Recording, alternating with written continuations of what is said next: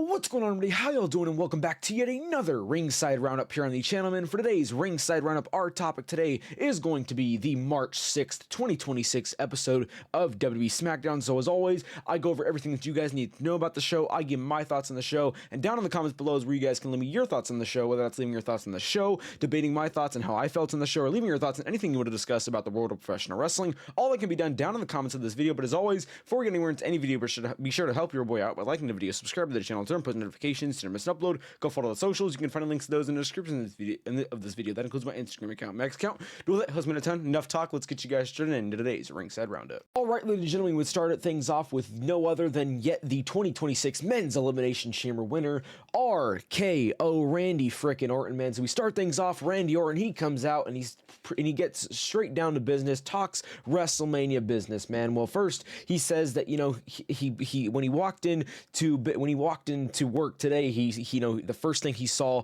was the big WrestleMania 42 sign, and it got him thinking that he's been a part of 20, but only 2 of those are, and he actually main evented. He only main evented 2 out of the 20 WrestleManias that he's been a part of, and he says that just goes to show that, you know, opportunities to WrestleMania aren't guaranteed, no matter who you are, no matter if you're like a CM Punk, a Roman Reigns. It doesn't matter who you are, it doesn't matter how good you are. WrestleMania in general, and especially the main event, none of that is guaranteed whatsoever. And I'm Randy Orton, and, you know, basically I'm not even getting on the main event every time I'm at a WrestleMania hype, and realistically I'm not even in, you know, a good portion of WrestleManias technically, you know. So pretty much just saying that, you know, WrestleMania is a hard-earned spot, man, but it's never a guarantee. But then he says, well, but then he kind of laughs and says, but now we're standing right here and I'm looking at WrestleMania and I'm going in as the main event. Now, as of right now, I don't know who my opponent is, because obviously later on tonight we will be having a undisputed WWE Championship match between none other than the title holder Drew McIntyre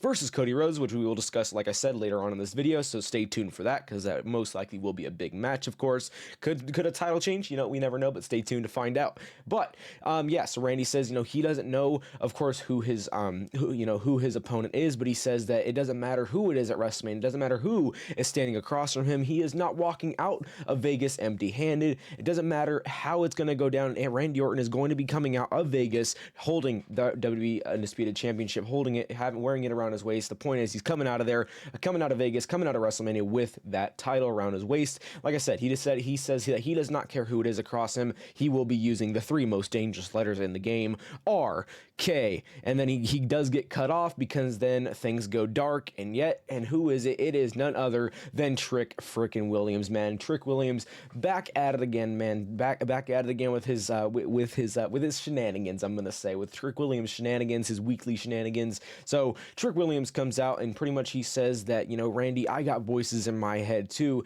and they're telling me that I got a bone to pick with you. And he says that one of those is, you know, the fact that Trick Williams should be standing there right now. He should be the one going on to WrestleMania. But then he says, Randy, I have a bigger problem though, just besides that one. Possibly, you know, I have another problem, but possibly even a bigger problem than that one, you know. And he says that it's the fact that you think Trick Willie is not 6'5". So I think this is kind of where things kind of just took a turn to, you know, be more funny, in my opinion, more the funnier side of the opener here tonight. So Trick Williams makes his way into the ring now, and then Randy Orton, as soon as Trick Williams gets in the ring, he's, you know, sizing up Trick Williams. He's like, you know, pretty much like, look at the freaking size difference. It's clear. And even when Trick Williams is walking to the ring, you can see Randy Orton. He mumbles like, well, you're not, motherfucker, something like that. I think that's what he mumbled. I mean, you could read his lips. You can definitely tell that's kind of what he said. So this, like I said, this is where kind of things like took a turn to be more funny. Like I said, the funnier side of this opener for sure. So yeah, Trick Williams gets in the ring. Randy Orton's doing all this, and then finally Trick Williams says, you know, it's not because of these lemon pepper steppers. Then he gets cut off, because then Randy Orton drops him with the 3 most dangerous letters, R, K, O, and that was the end of the opener, man. So overall, I think this is a really fun opener, man. It had a more comedic side with, you know, Trick Williams complaining, or, you know, getting mad at Randy because he thinks that he's not 6'5". So I think that was funny, but also we also got to see, you know, Randy, how he's feeling going into WrestleMania. He says he's not going to be leaving, like I said, he's not going to be leaving Vegas without the title. But overall, man, I can't wait to see Randy in the main event of WrestleMania, man. That's going to be, I'm so glad Randy Orton is in the main event. I mean, he definitely deserves it, man. Definitely something that, Randy Orton just deserves, man. He deserves, I mean, honestly, I would argue he could, I mean, I guess he doesn't need it, but still, I mean, Randy Orton, like I said, he definitely deserves it. It's cool to see him in the main event, man. So, but yeah, overall, I think this was a solid opener, man. Let me know how you guys did feel about this, but overall, I think this was a really solid opener, man. And moving on, now we would jump into Carmelo Hayes' United States Open Challenge. So he would come out and answering his call would be a member from AAA, which I feel like is this the first time we've seen a AAA member answer the Open Challenge United States call? Maybe I'm tripping, but I feel like it is. But answering his call, it would be none other than, I think his name was El Hijo del Dr. Wagner Jr. or something like that, but he would answer the call. And overall, this match was for sure solid, but like I still state it to this day, man, there is no better Carmelo Hayes United States Open Challenge match besides him versus, like I said, I think his name was Leon Slater, man. It happened a few months ago by now, but man, it was a really good match, and that is like by far my favorite United States Open Challenge match that we've seen from Carmelo Hayes. But still, this does not, I mean, that does not knock this match. This match was still good. It was still enjoyable for sure, but I will say overall, this match definitely probably one of my least favorite Open Challenge matches. And I say that because this is kind of the first time that I really, like, with Carmelo Hayes, that I felt like, this is an easy win for Carmelo Hayes. Like, I really didn't think that, WWE is actually going to hand the title to a AAA member, because I mean, from what it seems like now, the United States title is going to continue to be defended week after week with this Open Challenge, and I just did not see really a AAA member having to take on that role, at least not Dr. Wagner Jr. at least. But the point is, I just really did not see WWE giving it up on Carmelo Hayes. I think Carmelo Hayes is still going to hold this all the way through WrestleMania, so I think this was an easy win for Carmelo Hayes. And like I said, just overall as well, I mean, just overall, this is definitely like I said, one of my least favorite Carmelo Hayes Open Challenge matches. That's not saying it's bad, because Carmelo Hayes, all of his Open Challenge matches have been good, including this one, but compared to the other ones, I will say I'm definitely my least favorite. I would say that mainly just because of how fast paced. I mean, most of Carmelo Hayes' other United States Open Challenge matches, they're all pretty fast paced, and which I really enjoy. And this one wasn't as fast of a pace as we've seen routinely, I would say. But like I said, final thoughts here, not knocking this match whatsoever, just definitely some things that I think that maybe could be improved, or things that maybe don't compare to other matches, or stuff like that. But like I said, overall this match was still very solid. But in the end, it would be Carmelo Hayes going up to the top rope, first 48, case closed, 1, 2, 3. Carmelo Hayes is still your United States Open Carmelo Hayes is still your United States champion. So like I said, pretty obvious in my opinion here, but cool to see Carmelo Hayes still holding on to that title, man. But overall, like I said, the match overall still really solid, but like I said, definitely my least favorite Carmelo Hayes Open Challenge match for sure. All right, moving on, we would jump into a women's tag team title celebration for the Irresistible Forces, that being obviously Lash Legend and Nia Jax, because they just won the women's tag team titles. I believe it was on the last episode of SmackDown. And so the ring is set up, it's got a red carpet, it's got it's got balloons, all that stuff. You already know the deal. So the Irresistible Forces, they come out pretty much to say that they got the whole women's SmackDown tag division, just whole women's division as far as tag team goes, they got it on lock, and whoever decides to step up, they're going to get pretty much knocked down. And then they say, well, now it is time to take a toast. They grab the drinks that are on the table, and then they were about to obviously of course drink them before. Then we would see Charlotte Flair and Alexa Bliss come out, and pretty much they're there to state their claims, state the fact that they are the next, pretty much, you guys are looking for opponents, we are the next to step up, we are going to be taking that gold off of your shoulders, that is going to be coming back to us, Charlotte Flair and Alexa Bliss. But then we would then see Kiana James and Julia come out, and they're pretty much there to do the same thing that Charlotte Flair and Alexa Bliss are. That they're there for the titles, that they want to go into WrestleMania, they know what their plan is, they want to go into WrestleMania as the women's tag team champions, and they're pretty much going to walk into Vegas champions and walk out of Vegas champions. And then finally Nick Aldis would come out and say, ladies, we don't settle things here with talking, we settle things here with action. So you guys want a shot, it's going to be Kiana James and Julia versus Charlotte Flair and Alexa Bliss. Winner of that match will face the Irresistible Forces for those tag titles, which is the match that we are going to be discussing next. So let's jump right into it, man. All right, so moving on, as mentioned, we would jump into Charlotte Flair and Alexa Bliss going in a tag match against Kiana James and Julia. And like I said, the winner of this match obviously would get a shot at the women's tag titles against the Irresistible Forces. Overall, I think this match was very enjoyable. Really did enjoy this match, man. It's really cool that we continue to just see Kiana James in general. That's kind of like who I really want to talk about here, because as we know, man, she's really been upping her game these past few weeks with not only pinning both Charlotte Flair, but also pinning Alexa Bliss within a span of I believe a week or so, or just a few days actually. So yeah, that's kind of just what I want to throw out, like who I really want to take a look at here, man, because just Kiana James, like I said, has really been just upping her game these past few weeks, and she did the same thing yet again in this match, man. So she's definitely just continues to be a standout. Just want to throw that out there. But like I said, overall the match for the most part were definitely for sure, in my opinion, enjoyable. Was not expecting it to be as enjoyable as I actually experienced. I wasn't really going into this match thinking it was going to be, all that, interesting, but it was actually pretty good, man. I really, like I said, really did enjoy this match. But what you guys want to know is obviously who is getting this shot at the titles, who is going to be the next set of teams that does go after these titles, and it is going to be none other than Charlotte Flair and Alexa Bliss, because they would pick up the win here tonight against Julia and Kiana James. One thing I do want to question though is why have Charlotte Flair and Alexa Bliss win when Kiana James literally, kind of destroyed both Charlotte Flair and Alexa Bliss in the past, like I said, within the past week. She pinned both of them, but yet now she's not winning here. Kind of questionable, but then again, it does make sense because Kiana James didn't actually get pinned here. It was actually Julia that got pinned, so maybe that'll turn into something where where Kiana James eventually gets pissed at Julia, because she keeps costing her and her team all these opportunities, which then eventually leads to Kiana turning heel. But maybe that's besides the point. But overall, like I said, very solid, man. Who wins here? Like I said, Charlotte Flair and Alexa Bliss. They will be going on to face the Irresistible Forces. They do have the next shot for those titles, and that's really all you got to know here, man. All right, moving on, we would jump into a tag team gauntlet match and whoever would win this match would get a shot at the MFTs for their tag titles. So the first two teams to start off, it would be none other than Fraxium going up against, and I believe it was Motor City Machine Guns to start it off with Fraxium.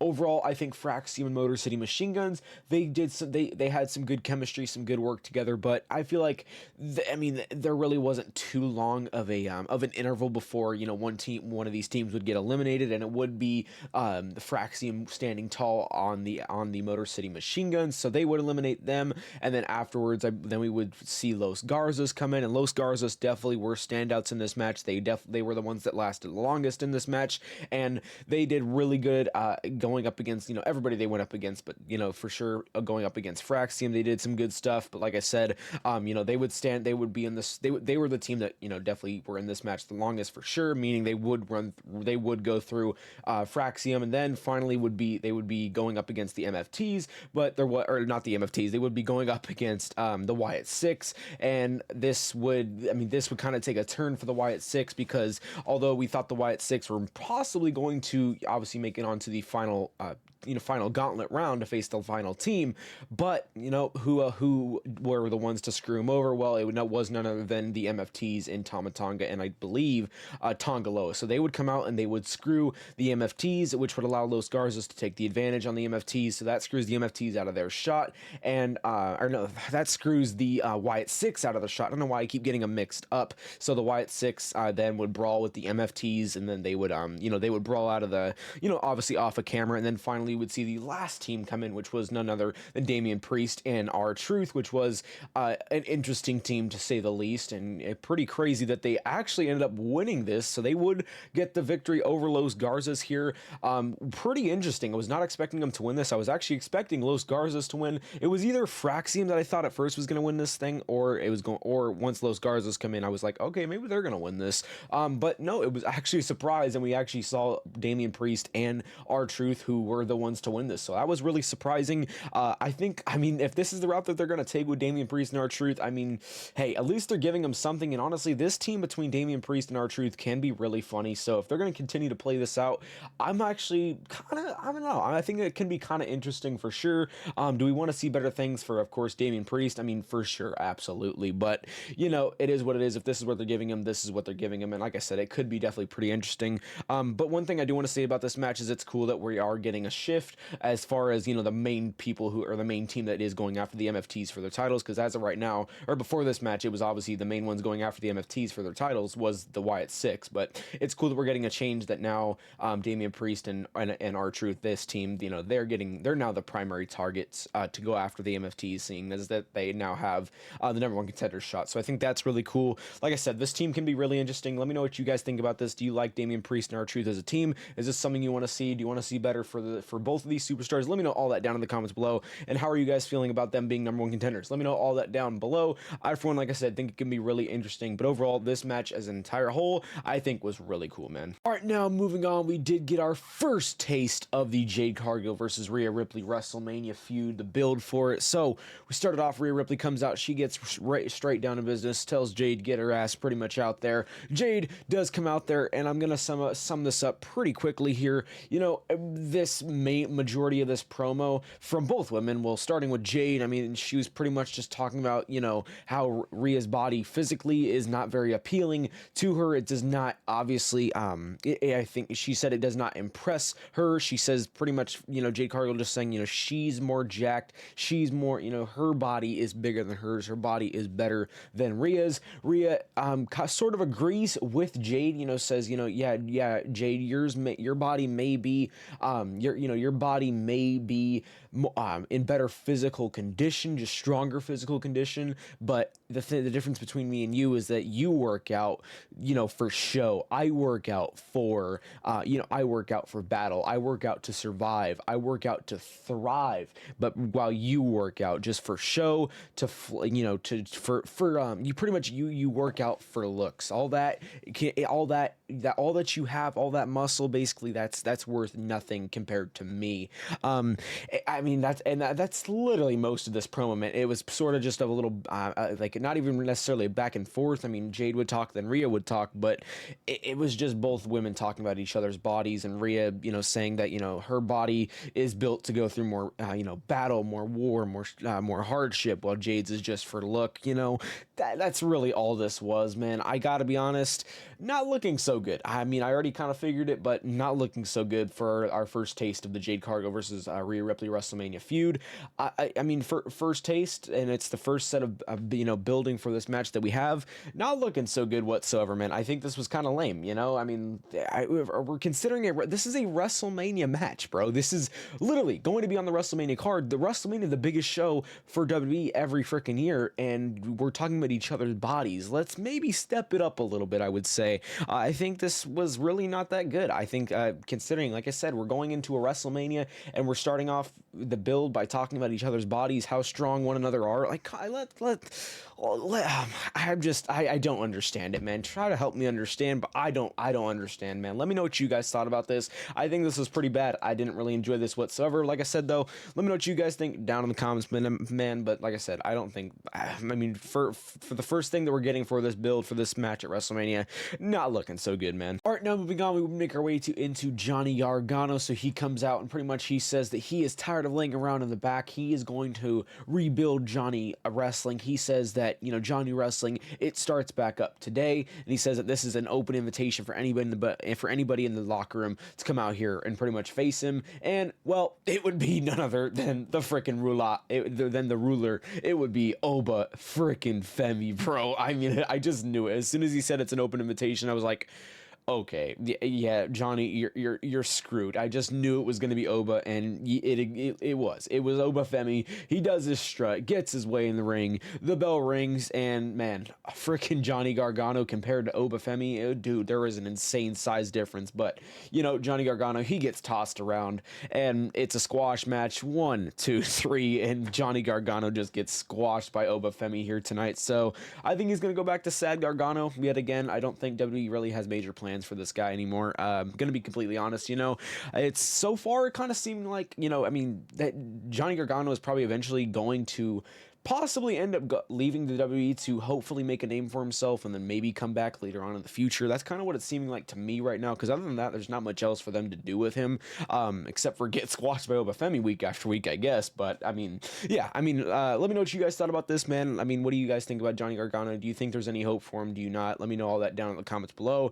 Like I said, though, man, Obafemi coming in for that freaking squash on Johnny Gargano, man. Pretty freaking crazy, man. All right, now, ladies and gentlemen, we have finally made it to our main event of the night, which did take place between, as mentioned earlier on in the video, between Drew McIntyre walking in as undisputed champion and defending against the American Nightmare Cody Rhodes, man. And as you can expect, this obviously going to be a really good match, which it was, but another thing you can expect is shenanigans in this match, which is exactly what we saw, man. So just jumping right into it, man, jumping right into all the major action, man. We would get to a point where the referee, Charles Robinson, he would be trying to avoid getting hit by accidentally by either Cody Rhodes or Drew McIntyre in the match, but inevitably we would see Cody Rhodes go for, I believe it was the disaster kick, and Drew McIntyre would pull Charles Robinson in the way, and the referee Charles Robinson would get taken out, and then he would be taken, and he would roll out of the ring, and then we would get to a point where Cody Rhodes, he would hit a crossroads, then obviously remembers that there is no ref, then he waves for another ref, we get another ref, Cody Rhodes, and then we would see Drew McIntyre deliver a Claymore kick, like out of nowhere Claymore kick, I should say, and then we would see the 1, 2, thought it was going to end there, but Cody Rhodes would keep going, man. So, and then finally, we would get to a point where McIntyre he would get pissed at this other referee that also came in, and he would literally just headbutt him for no reason. So that's definitely going to be a fine at some point for Drew McIntyre. I guarantee next week we'll definitely be hearing from Nick Aldis, towards McIntyre about everything that happened in this match, for sure with that referee. Well, both of them realistically. I mean, both incidents of where either referee got hit was literally on McIntyre. For the first one, he pulled the referee in the way of the disaster kick, and the second time he just quite literally headbutted the referee. But afterwards, we would then finally get to a point where McIntyre would go to the outside of the ring, he would grab a chair, and then he would get in the ring, and he was about to hit Cody with it, but then who gets on the apron? It is none other than the Samoan werewolf Jacob Fatu. He takes the chair out of McIntyre's hands, and then this would finally allow Cody would deliver his final moves, man. He would deliver the major Cody cutter, and I believe he would hit a crossroads 1, 2, 3, and our new undisputed champion, that being the American Nightmare Cody Rhodes, man. So what a main event, man. This main event absolutely does shift things for sure as far as who's going to be walking in as champion at WrestleMania, because I don't think that the title is going to change anymore, but I do think the main event for WrestleMania is obviously going to continue to change in the most likely to be fatal 4-way between Jacob Fatu, Drew McIntyre versus Cody Rhodes versus Randy Orton, of course, as well. That's kind of inevitably what I think it's going to be, which I do have a video about that coming out tomorrow, so if you guys want to stay tuned to my thought process for that main event, be sure to stay tuned for the channel on that. But yeah, man, this was a really awesome main event, man. Like I said, definitely shifts things going into WrestleMania as far as going, who's going to walk in champion. Like I said, this title's not going to change anymore throughout the road to WrestleMania. I feel like Cody Rhodes will be walking in for sure. Maybe it could, it very well could, but I just don't think it will. I think this is the only change as far as titles for the undisputed title, at least, that we're going to get. Obviously, the switch from Drew McIntyre to Cody Rhodes. But like I said, man, great main event, great stuff here tonight. Really glad Jacob Fatu got involved. I think we definitely needed him to get involved to continue to, have a place for him in the WrestleMania main event in this fatal 4-way that I have planned out. So definitely good that Jacob Fatu did get involved for sure.